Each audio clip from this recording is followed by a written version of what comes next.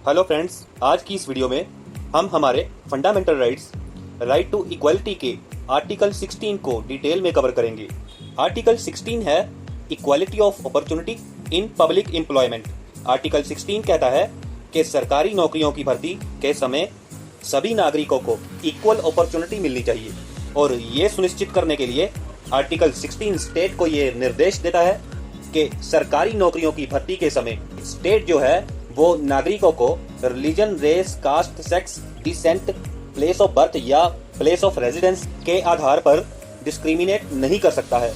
हालांकि इन 6 पैरामीटर्स को छोड़कर किसी भी दूसरे पैरामीटर पर डिस्क्रिमिनेशन अलाउड है, जैसे कि एजुकेशनल क्वालिफिकेशन या परफॉर्मेंस इन टेस्ट या फिर फिजिकल फिटनेस एक्सेट्रा।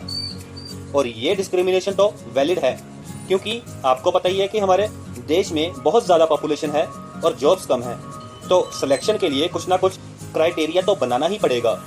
बट इसी के साथ साथ article 16 place of birth, caste और रिलीजन के बेस पर कुछ रीजनेबल डिस्क्रिशन को अलाउ करता है।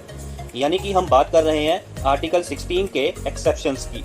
आर्टिकल 16 कहता है कि अगर पार्लियामेंट चाहे तो प्लेस ऑफ बर्थ के बेस पर सरकारी नौकरियों में कुछ सीट्स को रिजर्व कर सकता है। आंध्र प्रदेश और तेलंगाना ये 2 स्टेट्स हैं जहां पर लोकल्स के लिए सीट रिजर्व हैं।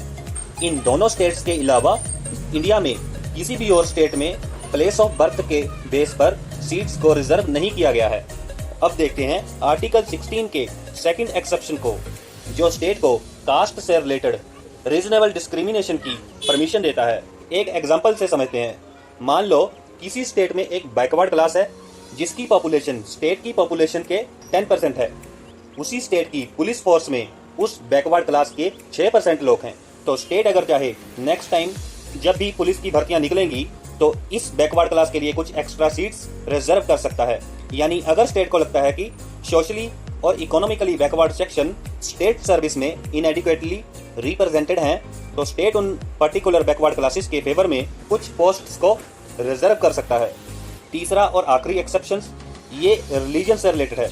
यहाँ पर आर्टिकल 16 कहता है कि रिलीजियस इंस्टीट्यूशंस के केस में मेंबर्स की भर्ती सिर्फ उसी पर्टिकुलर रिलीजन के लोगों से ही की जा सकती है।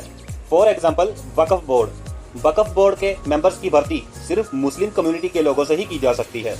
वक्फ बोर्ड होती क्या है, इसके लिए बेसिक आइडिया हमें होना चाहिए। एक्चुअली होता क्या है कि मुस्लिम लॉ के हिसाब से अगर कोई इंसान अपनी मूवेबल और इमूवेबल प्रॉपर्टी रिलीजियस पर्पस के लिए दान करना चाहता है अगर, तो ऐसी प्रॉपर्टी को वक्फ कहा जाता है। और इन्हीं प्रॉपर्टीज को मेंटेन करने के लिए देश में अलग अलग जगह पर वक्फ बोर्ड बनाए गए हैं। हमारे देश में 30 वक्फ बोर्ड हैं जो इन प्रॉपर्टीज को मेंटेन करते हैं। और इन सब वक्फ बोर्ड को एडवाइस करने के लिए और एडमिनिस्टर करने के लिए और समय समय पर ऑडिट करने के लिए 1964 में गवर्नमेंट ऑफ इंडिया ने एक स्टैट्यूटरी बॉडी एस्टैब्लिश की थी जिसका नाम है सेंट्रल वक्फ काउंसिल।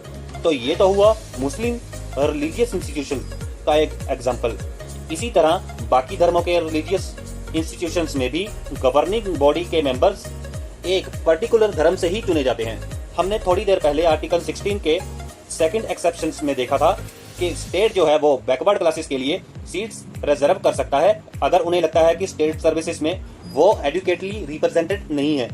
इसका मतलब ये आइडेंटिफाई करना जरूरी था कि हमारे देश में कौन कौन सी कास्ट को बैकवर्ड माना जा सकता है। बैकवर्ड क्लासेस को आइडेंटिफाई करने के लिए इंडिया का पहला बैकवर्ड कमीशन अपॉइंट किया गया। ये कमीशन 1953 में अपॉइंट किया गया था और इस कमीशन के चेयरमैन थे काका कलेलकर, जिन्होंने 1955 में अपनी रिपोर्ट सबमिट कर दी। इन्होंने अपनी रिपोर्ट में बताया कि इंडिया में टोटल 2399 बैकवर्ड क्लासेस हैं और इनमें से 837 को हम मोस्ट बैकवर्ड क्लास मान सकते हैं। इन्होंने सभी महिलाओं को बैकवर्ड क्लास में कंसीडर करने की रिकमेंडेशन भी दी। इसी के साथ साथ इन्होंने इन आइडेंटिफाइड बैकवर्ड क्लासेस के लिए सभी टेक्निकल और प्रोफेशनल इंस्टीट्यूशंस में 70% रिजर्वेशन को रिकमेंड किया। सरकार ने इनकी रिकमेंडेशन को पूरी तरह से रिजेक्ट कर दिया। काका कलेलकर की 70% रिजर्वेशन वाली बात ने सुप्रीम कोर्ट के भी कान खड़े कर दिए और फिर 1963 में सुप्रीम कोर्ट ने अपने एक जजमेंट में कहा कि किसी भी स्थिति में रिजर्वेशन 50% से ज्यादा नहीं होनी चाहिए। इसके कुछ समय बाद सेकंड बैकवर्ड क्लास कमीशन लाया गया ये कमीशन अपॉइंट हुआ था 1979 में और इसके चेयरमैन थे डीपी मंडल। इन्होंने 1980 में अपनी रिपोर्ट सबमिट की और मंडल कमीशन ने अपनी रिपोर्ट में रिकमेंडेशंस दी कि देश में 3743 बैकवर्ड क्लासेस हैं जो कि टोटल पॉपुलेशन की 52% हैं। इन्होंने कहा कि इन 52% में एससी और एसटी को नहीं जोड़ा गया है। इन्होंने इन बैकवर्ड क्लासेस को 27% रिजर्वेशन देने की रिकमेंडेशन दी। इन्होंने कहा कि अगर ओबीसी को 27% रिजर्वेशन देते हैं तो एससी, एसटी और ओबीसी इन तीनों को मिलाकर जो रिजर्वेशन है वो 50% से कम ही रहेगा। यानी जो सुप्रीम कोर्ट ने निर्देश दिए थे उसका भी पालन हो जाएगा और बैकवर्ड क्लासेस को भी रिजर्वेशन मिल जाएगी। इसके बाद देश में हर जगह मंडल कमीशन को इम्प्लीमेंट करने की मांग उठने लगी। 1919 में बीपी सिंह की गवर्नमेंट ने मंडल कमीशन की रिकमेंडेशंस को इम्प्लीमेंट कर दिया। यानी सरकारी नौकरी में अब 27% की रिजर्वेशन मिलेगी। इसके अगले ही साल पीवी नरसिम्हा राव जी की सरकार ने इस रिजर्वेशन में 2 चेंजेस किए। इन्होंने कहा कि रिजर्वेशन में एक इकोनॉमिकल क्राइटेरिया होना चाहिए, मतलब कि ओबीसीज में जो लोग ऑलरेडी अमीर हो चुके हैं उन्हें रिजर्वेशन का फायदा नहीं मिलना चाहिए और हायर क्लासेस में जो लोग गरीब हैं उनके लिए भी 10% सीट्स को रिजर्व करना चाहिए।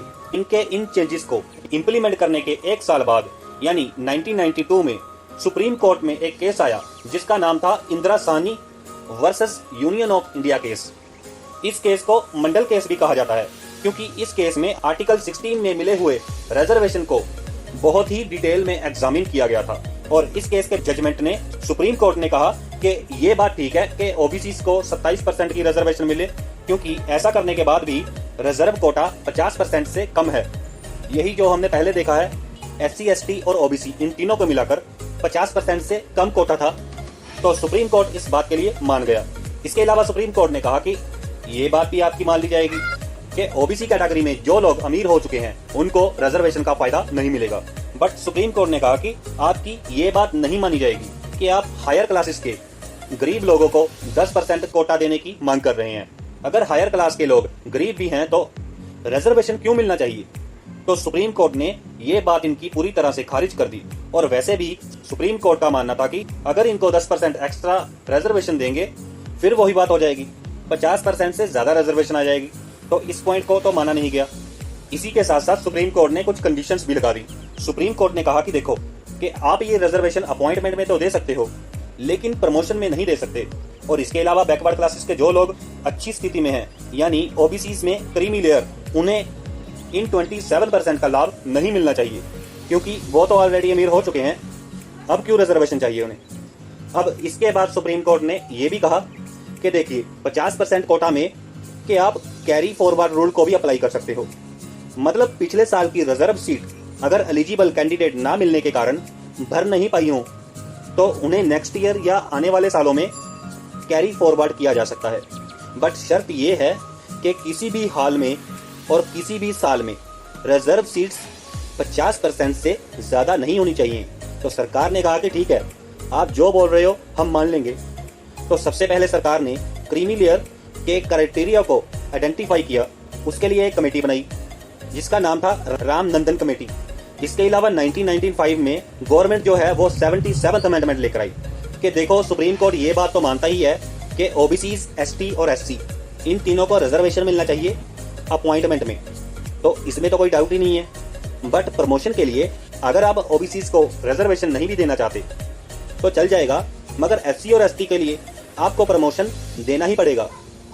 इसके बाद फिर से साल 2000 में कॉन्स्टिट्यूशन को एक बार फिर से अमेंड किया गया और इस बार 81st अमेंडमेंट एक्ट से कैरी फॉरवर्ड की सीलिंग 50% जो सुप्रीम कोर्ट ने लगा रखी थी उसको हटा दिया।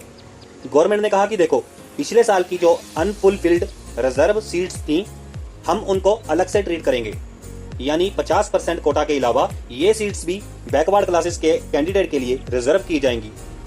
तो सुप्रीम कोर्ट द्वारा लगाई गई इस कंडीशन को भी हटा दिया गया। तो ये था आर्टिकल 16। अब नेक्स्ट वीडियो में हम आर्टिकल 17 को डिटेल में कवर करेंगे। वीडियो अगर अच्छी लगी हो तो फ्रेंड्स शेयर कीजिएगा, लाइक कर दीजिए और चैनल को सब्सक्राइब कर लीजिए। Thank you so much friends.